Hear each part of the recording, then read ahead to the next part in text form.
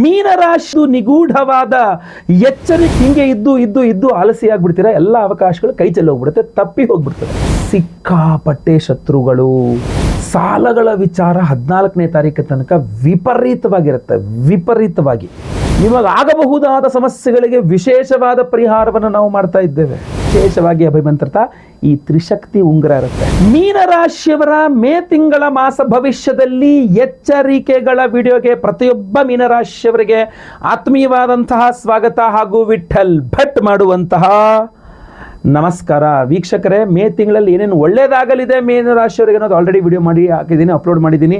ತುಂಬ ಜನ ನೋಡಿದ್ದಾರೆ. ನೀವೇನು ನೋಡಿಲ್ಲ ಅಂದರೆ ದಯವಿಟ್ಟು ನೋಡಿ, ಚಾನಲ್ನಲ್ಲೇ ಪೇಜನಲ್ಲೋ ಇರ್ತದೆ, ಆಯಿತಾ? ಈ ವಿಡಿಯೋ ನೋಡ್ಬಿಟ್ಟು ಬರೀ ಎದುರಿಸ್ತಾ ಇದ್ದೀರಾ, ಬರೀ ನೆಗೆಟಿವ್ ಹೇಳ್ತಿದ್ದೀರಾ, ಒಂದು ಒಳ್ಳೇದು ಹೇಳ್ತಿಲ್ಲ, ಶುಭ ವಿಚಾರಗಳು ಹೇಳ್ಬೇಕು ತಾನೆ, ಮಾಸ ಭವಿಷ್ಯ ಅಲ್ವಾ ಇದು ಅಂತಂದ್ರೆ ನಿಮಗೆ ವಿಡಿಯೋ ಅರ್ಥ ಆಗಲಿ, ನನಗೆ ಅರ್ಥ ಆಗುತ್ತೆ. ಸೊ ಇದು ಎಚ್ಚರಿಕೆಗಳ ವಿಡಿಯೋ. ಮೇ ತಿಂಗಳಲ್ಲಿ ಏನೇನು ಸಮಸ್ಯೆಗಳಾಗುತ್ತೆ ಅಂತ. ಸೊ ಇದರಲ್ಲಿ ಬರೀ ಎಚ್ಚರಿಕೆನೇ ಇರುತ್ತೆ, ಶುಭ ವಿಚಾರ ಇರಲ್ಲ. ಹಾಗೂ ಪ್ರತಿಯೊಬ್ಬ ಮೀನರಾಶಿಯವರಿಗೆ ಭಾಳ ಇಂಪಾರ್ಟೆಂಟ್ ವಿಡಿಯೋ ಇದು. ಸೊ ದಯವಿಟ್ಟು ಹೇಳ್ತೀನಿ, WhatsApp, Facebook, messenger, Telegram, Instagram ಎಲ್ಲ ಕಡೆ ಸಾಮಾಜಿಕ ಜಾಲತಾಣಗಳಲ್ಲಿ ಈ ವಿಡಿಯೋನ ಶೇರ್ ಮಾಡಲಿಕ್ಕೆ ದಯವಿಟ್ಟು ಮರಿಬೇಡಿ. ನೀವಿನ್ನು ಸಬ್ಸ್ಕ್ರೈಬ್ ಮಾಡ್ಕೊಳ್ಳಿ ನಮ್ಮ ಚಾನಲ್ ಅಂದರೆ ಸಬ್ಸ್ಕ್ರೈಬ್ ಮಾಡ್ಕೊಂಡು ಬೆಲ್ ಬಟನ್ ಹೊತ್ಕೊಂಡು ಆಲ್ ಮಾಡಲಿಕ್ಕೆ ಮರಿಬೇಡಿ. ಫೇಸ್ಬುಕ್ಕಲ್ಲೋ ಇನ್ಸ್ಟಾಗ್ರಾಮಲ್ಲೋ ನೋಡ್ತಾ ಇದ್ದಾರೆ, ನಮ್ಮ ಪೇಜನ್ನು ಫಾಲೋ ಮಾಡಲಿಕ್ಕೆ ದಯವಿಟ್ಟು ಮರಿಬೇಡಿ, ಆಯ್ತಲ್ವಾ? ಏನಾದರೂ ಪ್ರಶ್ನೆ ಇದ್ದರೆ ದಯವಿಟ್ಟು ಕಮೆಂಟ್ ಮಾಡಿ, ನಾನೆಲ್ಲ ಕಮೆಂಟ್ಸ್ನ ಓದ್ತಾ ಇರ್ತಾನೆ, ಆಯಿತಾ? ಶುರು ಮಾಡೋಣ. ನೋಡಿ, ಮೇ ತಿಂಗಳಲ್ಲಿ 11ನೇ ತಾರೀಕಿನ ತನಕ ನಿಮ್ಮದೇ ರಾಶಿಯಲ್ಲಿ ಶನಿ ಕುಜ ಯುತಿ ಅಂತ ಮಂದಮಂಗಳ ಯೋಗ ಅಂತ ಕರಿತೀವಿ ನಾವು ಅದನ್ನು. ಬಿಸಿ ತುಪ್ಪ ಅದು, ಆ್ಯಕ್ಚುಲಿ ನಿಜ ಹೇಳ್ಬೇಕಂದ್ರೆ ಬಿಸಿ ತುಪ್ಪ. ಒಂದು ಮೇ ತಿಂಗಳ 11ನೇ ತಾರೀಕು ತನಕ ನೀವು ಇತರರಿಗೆ ಬಿಸಿ ತುಪ್ಪ ಆಗಿಬಿಡ್ತೀರಾ. ನಿಮ್ಮನ್ನು ಬಿಡಕ್ಕೂ ಆಗಲ್ಲ, ನಿಮ್ಮ ಜೊತೆಗೆ ಇರೋಕ್ಕೂ ಆಗಲ್ಲ ಅಂತ. ಅಥವಾ ಇತರರು ನಿಮ್ಮ ಪಾಲಿಗೆ ಬಿಸಿ ತುಪ್ಪ ಆಗಿಬಿಡ್ತಾರೆ, ಅವ್ರನ್ನ ಬಿಡಕ್ಕೂ ಆಗಲ್ಲ, ಅವ್ರ ಜೊತೆಗೆ ಇರೋಕ್ಕೂ ಆಗಲ್ಲ ಅನ್ನೋ ಥರ ಒಂಥರ ಸಮಸ್ಯೆ. 11ನೇ ತಾರೀಕಿನ ತನಕ ಮಾತ್ರ ಈ ಸಮಸ್ಯೆ. 11ನೇ ತಾರೀಕಿನ ನಂತರ ಅದು ಸುಧಾರಿಸುತ್ತೆ, ಸರಿ ಹೋಗುತ್ತೆ.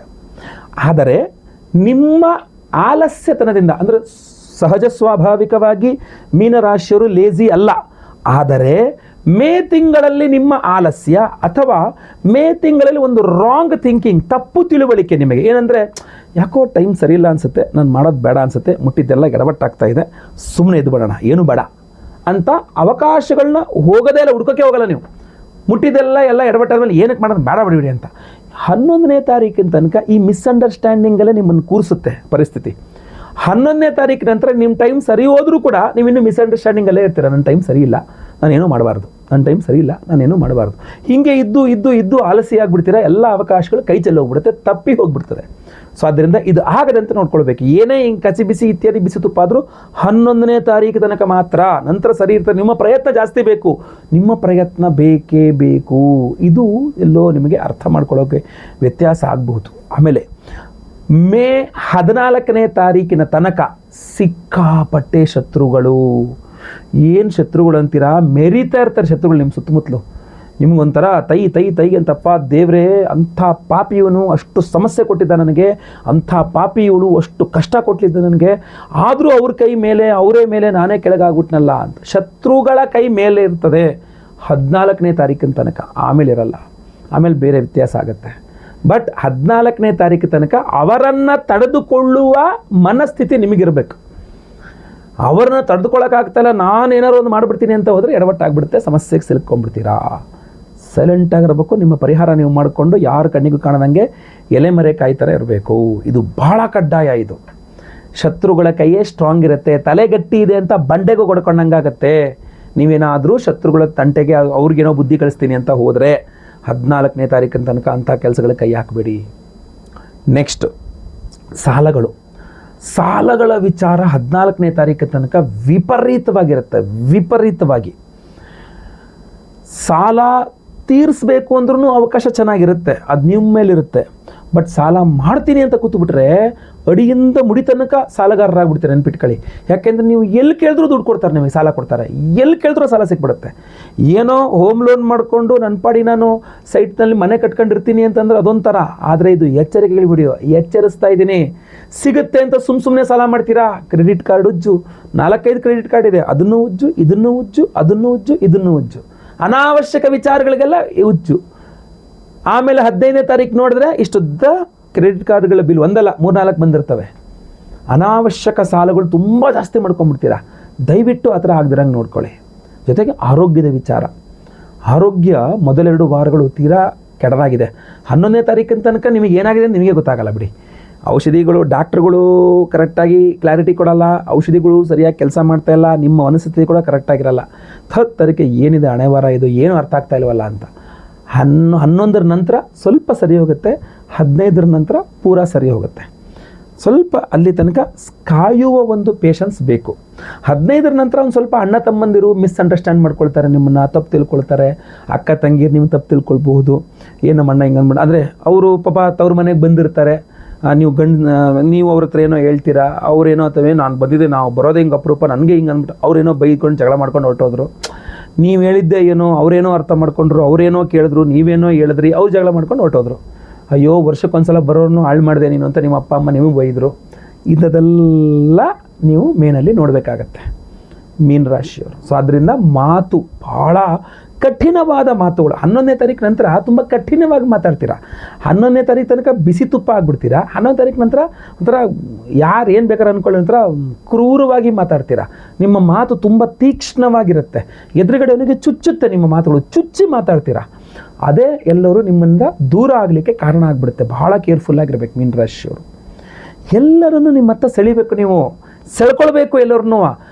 ಎಲ್ಲ ಜನಾಕರ್ಷಣ ಅಂತಾರ, ಎಲ್ಲರೂ ನಿಮ್ಮ ಹತ್ರ ತಿರ್ಕೊಂಡ್ಬಿಡ್ಬೇಕು. ನೀವು ಹೇಳ್ದಂಗೆ ಎಲ್ಲರೂ ಕೇಳೋ ಥರ ಆ ಶಕ್ತಿ ನಿಮ್ಮಲ್ಲಿ ಬರಬೇಕು.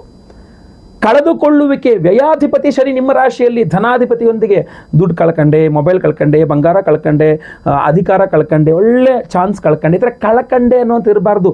ಕಳೆದುಕೊಂಡದ್ದನ್ನು ಮರಳಿ ಪಡೆದುಕೊಳ್ಳಬೇಕು, ಎಲ್ಲರನ್ನು ನಿಮ್ಮತ್ತ ಆಕರ್ಷಿಸಿಕೊಳ್ಳಬೇಕು.